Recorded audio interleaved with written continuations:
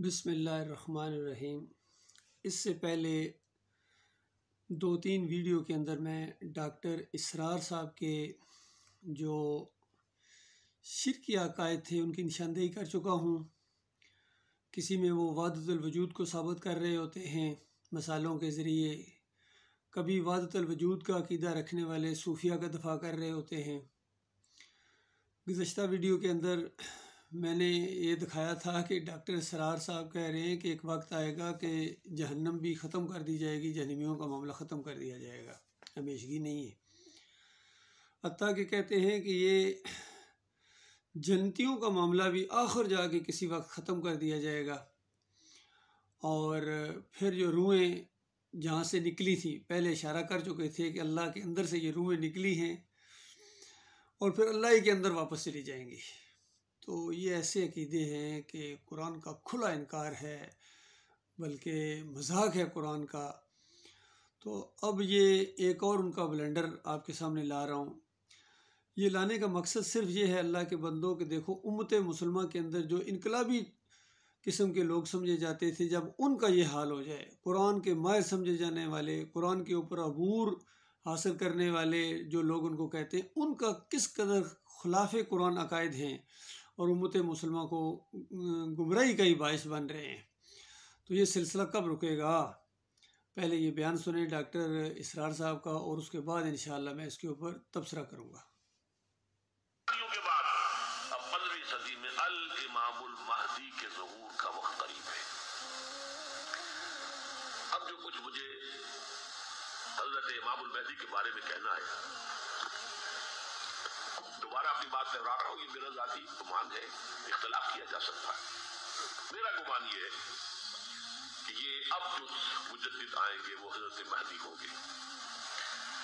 पहली बात तो ये जान लीजिए कि महदी दो हैं, एक शियों के महदी, एक सुन्नियों के महदी। इनमें बड़ा फर्क है। शिया हजरात महदी को मानते हैं, वो उनके 12वें इमाम हैं।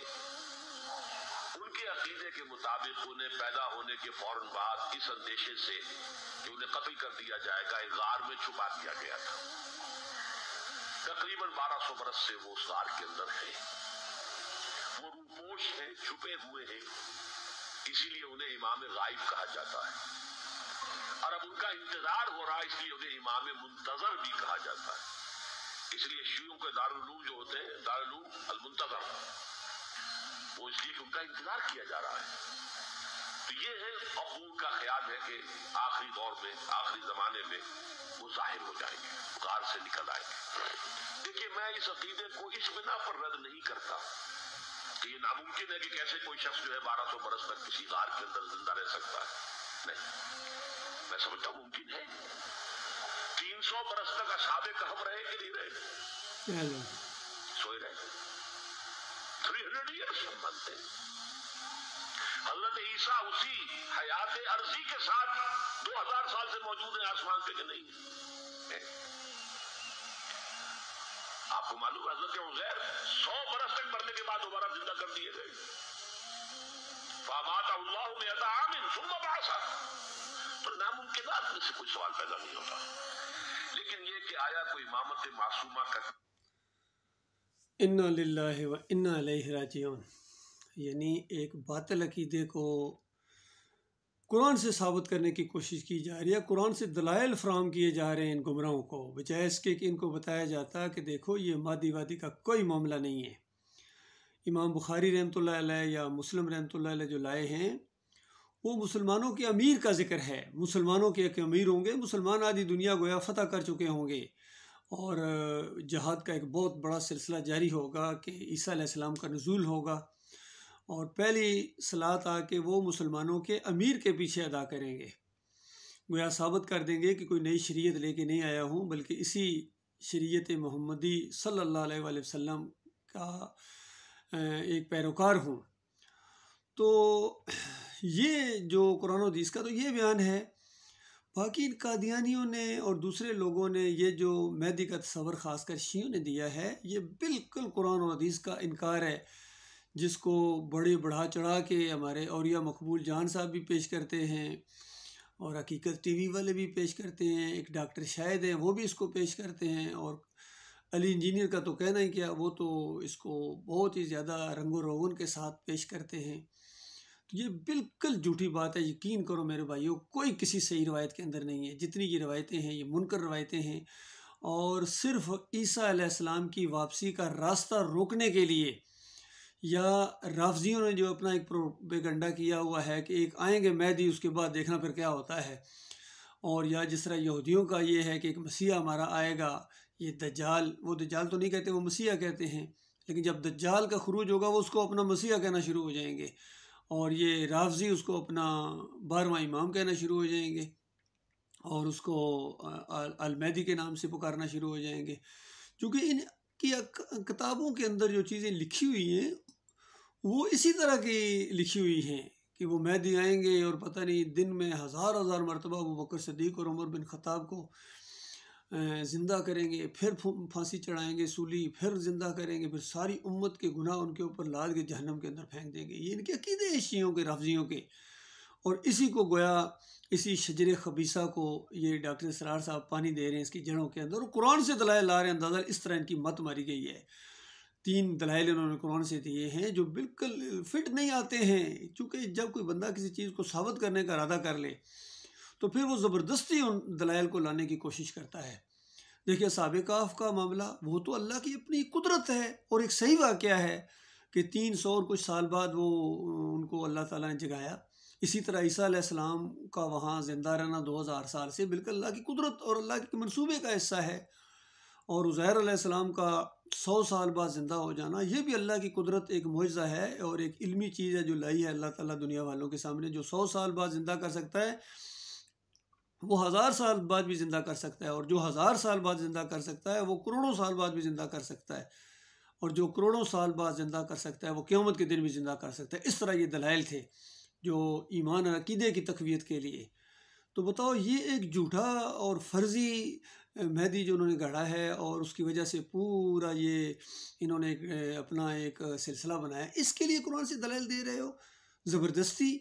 ये तो बिल्कुल उसी तरह की बात है जिस तरह मोहम्मद हनीफ साहब ने यूसुफ अलैहिस्सलाम को ज़बरदस्ती सजदा करवाया पूरे ख़ानदान से, कि एक नबी ने अपने ख़ानदान समेत सजदा किया है यूसुफ अलैहिस्सलाम को। फिर कुरान से दलाइल ला रहे हैं, देखो मलाइका ने सजदा नहीं किया था आदम अलैहिस्सलाम को। देखो कहाँ की बात कहाँ फिट कर रहे हैं भाई, वहाँ तो वाक़या मौजूद है, वो तो एक सही वाक़या है, उसको यहाँ तुम फिट करोगे ज़बरदस्ती अपने एक बातिल नज़रिए को साबित करने के लिए, ये मुनासिब नहीं है।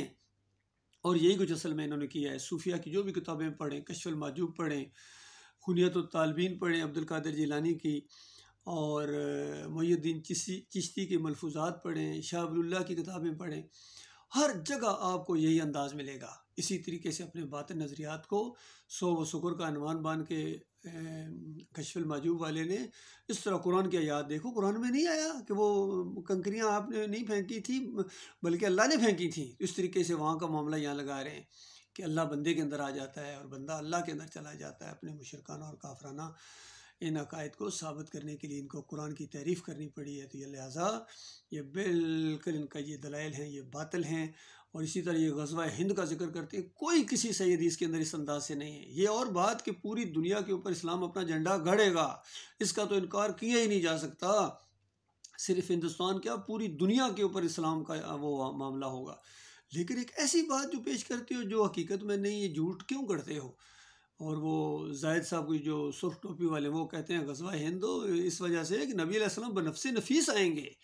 और 65 में भी कहते हैं आए थे, लोगों ने गवाही दी है, किसी मौलवी का उन्होंने हवाला दिया, उसने अपनी किताब में लिखा है कि मस्जिद नबी के अंदर घोड़ों की आवाज़ आई है, घोड़े वहाँ आके बांधे करीब हो, और पता चला कि वो 65 की जंग के अंदर इंडिया के ख़िलाफ़ अपनी फ़ौज लेकर आए हैं। बस अंदाज़ा, सोचने वाले नहीं सोचते हैं कि जंग इंडिया में हो रही है और घोड़े और वो मस्जिद नबी के करीब बंधे हुए वहाँ आगे नहीं आए। तो ये बिल्कुल झूठ करते हैं अल्लाह के बंदों। बिल्कुल इनके अकीदे मुशरिकाना हैं, इनके नज़रियात मुशरिकाना हैं, और उम्मत मुसलमान को आज जो सज़ा मिल रही है वो इन्हीं की वजह से मिल रही है, इन्हीं मुफस्सिरीन की वजह से जिन्होंने शिर्क और कुफ्र के इंजेक्शन दिए हैं।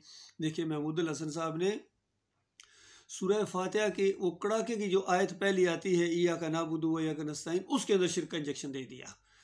कि अल्लाह के मकबूल बंदों को खालिस वास्ता रहमत इलाही समझ कर अगर पुकारा जाए तो ये भी अल्लाह ही को पुकारना है। इस तरह उन्होंने किया। इसी तरह दावतुल कुरान जिस जिल्द दोम के अंदर मोहम्मद हनीफ ने शिरक का इंजेक्शन दे दिया 100 नंबर आयत सूरह यूसुफ के अंदर, तो सब ने यही काम किया है, सब ने यही काम किया है। सिर्फ इस अंधेरे के अंदर एक शमा रोशन है जिसने सही मानों में ईमान और अकीदे को पेश किया इस दौर के अंदर, वो है डॉक्टर मसूदुद्दीन उस्मानी रहमतुल्लाह अलैह। उन्होंने साबित किया है कि ये मेहदी बिल्कुल फ्रॉड है। हाँ, ईसा इब्ने मरियम का नज़ूल होगा, ये बिल्कुल हक है। जो इसके इनकारी हैं वो कुरान के इनकारी हैं, और जो मायदी के काल हैं वो कुरान में तारीफ़ करने वाले हैं और प्रोपेगेंडा करने वाले हैं और एक झूठ गढ़ने वाले हैं। अल्लाह ताला गौर व फिक्र करने की और ईमान खालिस को फैलाने और हक बात को पेश करने और हक का साथ देने की अल्लाह ताला तौफीक अता फरमाए।